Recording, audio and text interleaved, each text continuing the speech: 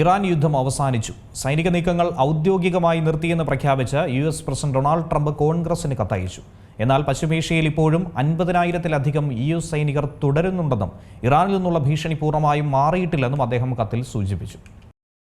ഫെബ്രുവരി 28-ന് തുടങ്ങി ഏപ്രിൽ 7 മുതൽ വെടിനിർത്തലിൽ തുടർന്ന യുദ്ധം അങ്ങനെ അവസാനിച്ചു എന്നാണ് ട്രംപിന്റെ പ്രഖ്യാപനം. ഏപ്രിൽ 1 മുതൽ നിലവിൽ വന്ന വെടിനിർത്തലിന് ശേഷം ഇറാനുമായി വെടിവെപ്പ് ഉണ്ടായിട്ടില്ലെന്നും അദ്ദേഹം തന്നെ വ്യക്തമാക്കുന്നു. യുദ്ധം തുടരാൻ കോൺഗ്രസിന്റെ അനുമതി ആവശ്യമില്ലെന്നും അത് ഭരണഘടനാ വിരുദ്ധമാണെന്നുമായിരുന്നു ട്രംപിന്റെ വാദം. ഇതോടെ യുദ്ധം തുടരാൻ പാർലമെന്റിനെ അനുമതി തേടേണ്ട അവസാന തീയതിയായിട്ടുള്ള മെയ് 1 എന്ന നിയമപരമായ കടമ്പ കൂടിയാണ് അതിവിദഗ്ധമായി ട്രംപ് കടന്നിരിക്കുന്നത്. 1973-ലെ വാർ പവേഴ്സ് റെസല്യൂഷൻ പ്രകാരം 60 ദിവസത്തിലധികം യുദ്ധം തുടരാൻ ജനപ്രതിനിധി സഭയുടെ അനുമതി നിർബന്ധമാണ്. ഈ കാലാവധി അവസാനിച്ചിരിക്കുകയാണ് ട്രംപിന്റെ പുതിയ പ്രഖ്യാപനം. സമയപരിധി അവസാനിച്ചെങ്കിലും വെടിനിർത്തൽ നിലവിലുള്ളതിനാൽ തനിക്ക് കൂടുതൽ സമയം കിട്ടുമെന്ന് ട്രംപ് പറയുന്നു. ഇറാൻ ഇപ്പോഴും അമേരിക്കയ്ക്ക് ഭീഷണിയാണെന്ന് ട്രംപ് കത്തിൽ ആവർത്തിക്കുന്നുണ്ട്. അവർ ഒരിക്കലും ആണവായുധം നിർമ്മിക്കാൻ പാടില്ലെന്നും ഈ വിഷയത്തിൽ സ്പെയിൻ, ഇറ്റലി തുടങ്ങിയ രാജ്യങ്ങൾ അമേരിക്കയെ വേണ്ട വിധത്തിൽ പിന്തുണയ്ക്കുന്നില്ലെന്നും ട്രംപിന്റെ കുറ്റപ്പെടുത്തലുണ്ട്. പക്ഷേ ട്രംപിന്റെ നീക്കത്തിനെതിരെ ശക്തമായ വിമർശനം ഉയരുന്നുണ്ട്. ഡെമോക്രാറ്റുകൾ കടുത്ത വിമർശനമാണ് ഉയർത്തിയിരിക്കുന്നത്. ഇറാന്റെ തുറമുഖങ്ങളിൽ ഇപ്പോഴും അമേരിക്കയുടെ നാവിക ഉപരോധം തുടരുന്നു. ഇത് യുദ്ധത്തിന്റെ ഭാഗമാണെന്നാണ് സെനറ്റർ കൂടി ആരോപിക്കുന്നത്. ഭരണഘടനയിൽ യുദ്ധം താൽക്കാലികമായി നിർത്താനുള്ള ഒരു പോസ്റ്റ് ബട്ടൺ ഇല്ല. പ്രതിപക്ഷം ശക്തമായി തന്നെ ഇതിനെ